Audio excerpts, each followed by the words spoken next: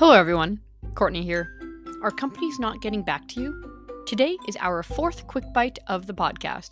Quick Bytes are 5-minute episodes about a particular topic and action that should take 5 minutes or less to complete. The goal of these episodes is to make important actions small and achievable. This is to help my listeners get used to taking action fast. That will eventually help in the creation of tiny habits and 1% incremental movement.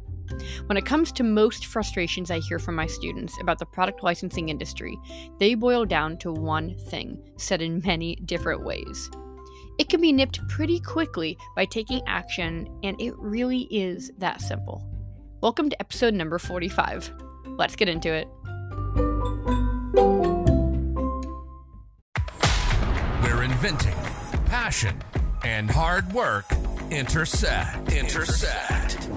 Welcome to the Serial Inventing Podcast, bite-sized, perspective-altering episodes on serial inventing and beyond.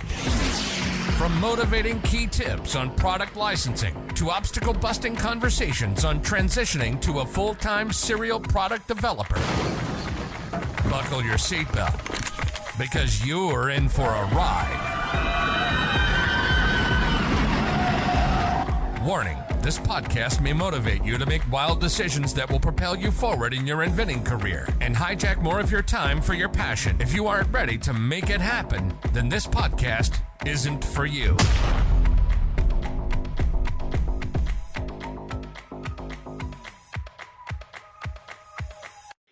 Here's most commonly what I hear, with a lot of emotional frustration behind it. The company isn't responding back to me, and I've never gotten a reply. The company was responding and now isn't. I'm waiting for a bunch of companies to reply back to me and will give them more time to reply. I never heard back from them, so I crossed them off. I never heard back from them, so they must not be interested in the product, so I crossed them off. I never heard back, so I assume they are spending a lot of time looking at it with the team, so I will wait. All of these frustrations can be solved with a simple perspective change, and I would say that almost all licensing deals happen when you solve your frustrations with this perspective. And what is this perspective shift?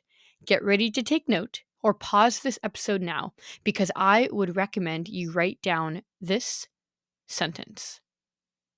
The onus is on you when a company doesn't reply back to you. Let me explain. When pitching, if you are being ghosted, the onus is on you, not them. Yes, they are not responding, but a lack of movement is because of you. You have so many companies you can be pitching to and other ways to attempt to get into each company. In fact, there are 8 different communication methods you can use to get in that I talk to my students about. Here's a good way to put it to make it stick.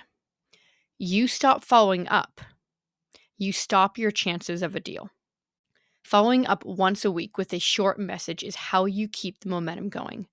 Keep up the follow-ups with the people you are being ghosted by, but don't let it overshadow your movement with all of your other companies. If you are frustrated with being ghosted, don't wait. Find another way in or pitch to other companies. I understand that our rational brain kicks in and makes you not want to do follow-ups for several reasons, such as not wanting to bug the person or assuming they just aren't interested. I even made a comic about this very scenario. It's called Lost in Digital Space, and it's number 3 in my Adventures in Licensing comic series on my website. The link is in the show notes. So let's get back to these excuses one more time. Number 1, the company isn't responding back to me and I've never gotten a reply. If you've never gotten a reply, get active. Maybe it went to their spam. How many times have you followed up? Do at least 3 follow-ups with them, as well as finding other ways to get into the company. If you have followed up, ask if they have received the email. 2, the company was responding and now isn't. Follow up. Ask if they are still at the company if you reach many follow-ups. 3, I am waiting for a bunch of companies to reply back to me and will give them some more time to reply. How much time will you be giving them? unless they specifically say a time frame to follow up, or if they are checking in with something, then maybe wait 2 weeks. But if not, follow up with them after a week, and you can even ask them when would be a good time to follow up if you feel yourself trying to give them more time than a week. 4. I never heard back from them, so I crossed them off.